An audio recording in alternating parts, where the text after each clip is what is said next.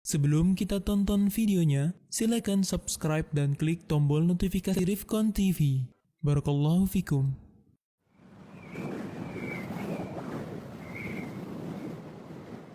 Jadi jamaah, ada sebuah cerita tentang bagaimana seorang lelaki, subhanallah ya. Kakak kelas sana cerita dulu. Bicara nikah nggak harus punya pekerjaan tetap, tapi tetap bekerja. Biasanya kan orang tua bingung ngelihat, nah itu calon suamimu kerjaannya belum tetap, nah kata dia. Dia kerjanya serabutan. Alhamdulillah, yang penting mau bekerja. Rizki itu tidak harus dengan bekerja jamaah. Subhanallah, ada rizki dari arah yang tidak disangka-sangka. Yang orang gak akan berpikir, ya Allah kok bisa fulan dapat rizki itu. Itulah Ar-Razzaq Dzul Quwwatil Matin. Kembali ke cerita bagaimana seorang lelaki ketika dia mau melamar seorang wanita. Itu subhanallah. Perempuan itu setiap dilamar oleh laki-laki, yang lamar ini orang-orang sukses jamaah. Semuanya mundur. Karena apa? Karena orang tuanya ketika datang itu lelaki melamar ditanya, mau dikasih berapa anak saya? Di sini berapa pasarannya Ustaz? Nah, nggak tahu Ustaz. Berapa pasarannya di Banjar jemaah? Berapa? 30? Ada 50? Iya. Oh, yang 50 yang bagus jemaah. Nah, astagfirullahaladzim. Jadi 20 yang pertengahan gitu. Masya Allah. Tapi memang ada, mahar itu ada mahar standar jemaah. Setiap kampung itu punya standar yang berbeda-beda. Dan itu diperbolehkan dalam agama, nggak ada masalah itu. Umpamanya umumnya 30 juta. Sudah, orang tuanya tanya mau dikasih berapa. Bingung mau dikasih berapa, ini anaknya orang kaya. Akhirnya mundur semua. Datanglah seorang pemuda, dia dengar tentang anaknya Fulan ini, anaknya orang kaya ini. Dia ngomong sama sahib-sahibnya, anak mau melamar dia, siapa tahu diterima. Ya Allah, orang yang lebih sukses dari kamu mundur, apalagi kayak kamu. Nah, punya kan, ya bismillah kan, siapa tahu diterima. Berangkat dia melamar. Ini tidak harus cinta, tapi cocok. Berangkat dia. Sampai ke sana ngobrol sama calon mertuanya. Sama ditanya sama calon mertuanya.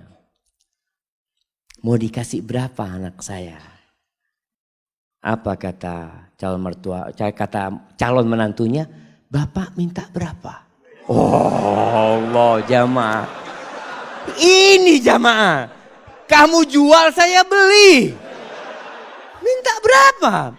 Masya Allah. Karena dia memang makelar jamaah. Dia itu kerjanya makelar kemana-mana. Jadi ngomong gitu tuh biasa dia. Dia minta berapa Bapak gitu. Waktu itu sebelum Krismon jamaah. Oh zaman ini ceritanya jamaah. Kata orang tuanya berapa? 15 juta nggak apa-apa kata dia. Cuma 15 juta paman kata dia. Subhanallah jamaah. Jangan paman. Masa anaknya Ami yang dari kecil Ami rawat ya. Ami besarkan, Ami sekolahkan cuma dihargai 15 juta. Ami anak kasih 1 miliar. Betul ini ceritanya jamaah. Tapi sekarang anak gak punya duit. Iya, memang dia gak punya duit. Artinya dia ingin ngasih gitu jamaah. Antum ketawa. Subhanallah jamaah. Subhanallah. Akhirnya ya sudah. Diterima jamaah. Itu keluar dari sana teman-temannya bingung. Kok bisa diterima kamu kata dia. Ada ceritanya kata dia. Masya Allah. Akhirnya menikah. Menikah dengan utang dia. Mahar itu boleh utang. Makanya ketika antum menikah, kan orang tua mengatakan maharnya sekian tunai atau utang. Walaupun anak gak pernah dengar yang utang jemaah ya. Karena yang disebutkan maharnya itu cuma 100 ribu, 1 juta, seperti itu.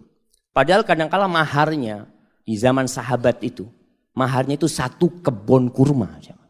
Isinya 400 pohon. Jemaah. Berapa miliar itu jemaah. Nah, itu bisa utang. Akhirnya menikah. Setelah menikah tetap kerjanya serabutan dia ya. Maklar, jual ini, jual itu. Dia punya utang 1 miliar. Subhanallah jemaah. Suatu saat dia cerita. Mertuanya ini ngobrol sama menantunya yang kaya-kaya. Cuma satu yang miskin jemaah. Yang kaya-kaya. Ngobrol masalah durian jemaah. Oh Masya Allah durian yang enak, durian ini, itu macam-macam. Akhirnya si menantunya yang miskin ini minta izin. Paman, ana mau keluar dulu sebentar ya, kata dia. Akhirnya dia keluar rumah. Ke tempat sohibnya, pinjem duit 20.000. Ana pinjem duit 20.000. Buat apa ini? Mertua ana kepingin durian. Dia beli durian jemaah. Dia bawa. Sampai rumah masih ngobrol durian ini jemaah. Dia ngomong, paman afwan ana gak bisa beli yang bagus, yang mudah-mudahan ini enak buat paman. Itu mertuanya langsung jatuh cinta sama menantunya nih. Yang kaya raya cuma ngomong doang durian. Ada langsung beli jemaah. Subhanallah jemaah. Antum itu kalau jadi menantu yang bener. Mertua ngomong durian berarti kepingin durian. Masya Allah jemaah. Ini akhirnya nih menantu jadi menantu kesayangan. Sampai kakeknya, istri dia itu, neneknya, pernah suatu hari karena sayangnya sama ini menantu ya. Baik menantu ini. Cuma duitnya memang gak banyak. Tapi dia mau kerja. Makanya ketika itu dia mengatakan lupa. Salah satu yang diucapkan kepada calon mertuanya ini, paman anak sekarang gak punya duit. Tapi alhamdulillah Allah kasih anak akal bisa berpikir. Allah kasih anak lutut, anak bisa berjalan. Anak insya Allah akan lunasin hal itu. Subhanallah. Sampai suatu hari dia dipanggil sama neneknya istrinya. Kata neneknya, nak nenek ini punya duit 500 juta. Nenek mau kasih buat kamu. Subhanallah jemaah. Si menantu malu jemaah. Janganlah nenek kalau mau kasih ke cucunya nenek. Biar nanti anak pinjam anak putar duitnya. Masya Allah.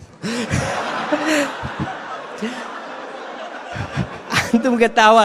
Ini laki-laki terhormat jemaah. Artinya dia nggak mau terima, dia nanti mau pinjam sama istrinya.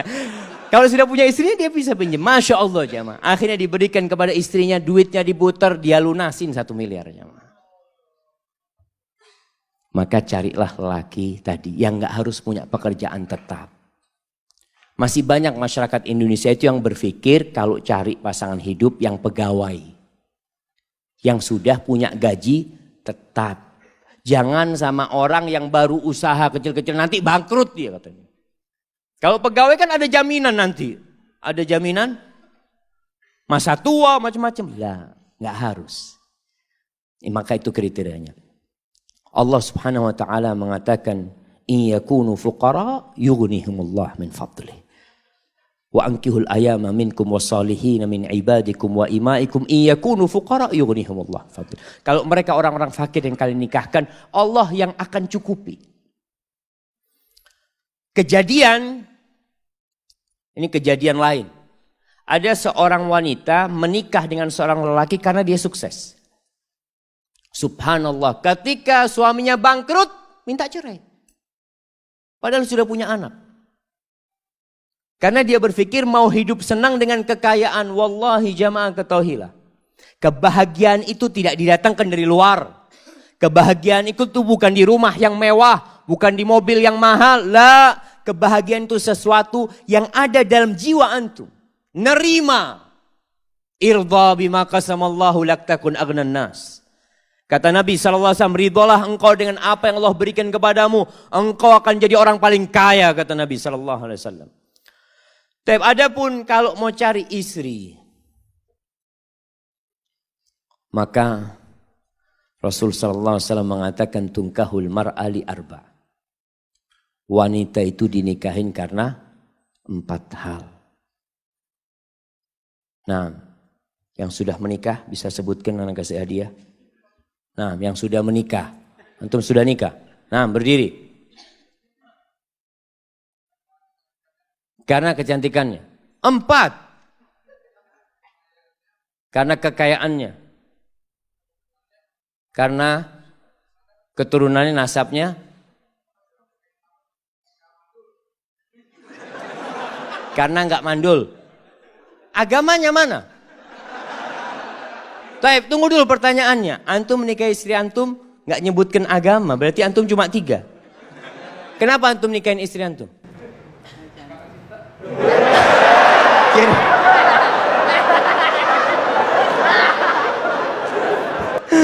Masya Allah, Masya Allah. Ambil hadiahnya. Hadiahnya ditukar, Afan. Hadiahnya ditukar. Karena dia menikah karena cinta anak kasih keluarga sakinah. Masya Allah. Bismillah. Alhamdulillah jamaah. Ada yang menikah karena cinta. Apa yang menyebabkan dia cinta? Wallahu a'lam. Bisa jadi karena cantik. Istri antum mudah-mudahan cantik. Tapi ingat kecantikan itu akan hilang. Tapi kalau cinta yang ada di hati kita tidak akan pernah hilang dengan izin Allah SWT. Kata Nabi SAW, tunkahul mar'atu li arba' limaliha wa hasabiha wa li jamaliha wa li diniha. Karena kekayaannya, sebagian orang mengatakan, alhamdulillah ana mau cari perempuan kaya Ustaz. Kenapa? Ana sudah lama hidup susah Ustaz. Paling nggak bisa numpang hidup nyaman dengan hartanya istri. Ada. Janda nggak apa-apa janda. Ada yang seperti itu jemaah. Maka antum jangan heran ketika melihat anak muda menikah janda sama umur. Dia umur 20, istrinya umur 35. Janda punya anak 2. Nggak apa-apa, mungkin karena hartanya dia menikah. Yang kedua, karena nasabnya yang mulia. Keturunan Raja Banjar. Masya Allah. Yang ketiga, karena kecantikannya. Ini normal orang menikahin wanita karena kecantikannya. Yang keempat karena agamanya. Lalu apa kata Nabi SAW? Fadfar bidzatid din taribat yadak. Kalau engkau ingin beruntung dalam kehidupanmu, engkau ingin merasakan kebahagiaan, keharmonisan dalam rumah tanggamu, fadfar bidzatid din. Berbahagialah engkau mendapatkan agama, mendapatkan wanita yang agamanya baik. Seperti tadi kita bicarakan, ada standar minimal perempuan baik secara agama. Apa? Apa jemaah? Melaksanakan kewajiban. Ini yang pertama. Jadi standar perempuan itu melaksanakan kewajiban. Ustaz, tapi dia nggak pernah ngaji ke masjid, Ustaz. Nah, yang penting kewajiban dia laksanakan. Sholat yang 5 waktu. Puasa di bulan Ramadan. Dia menutup auratnya. Dia berbakti kepada orang tuanya. Maka standar kewajiban ini paling minim harus ada. Yuk salurkan infak dan donasi amal jariah terbaik Anda untuk operasional Rifkon TV.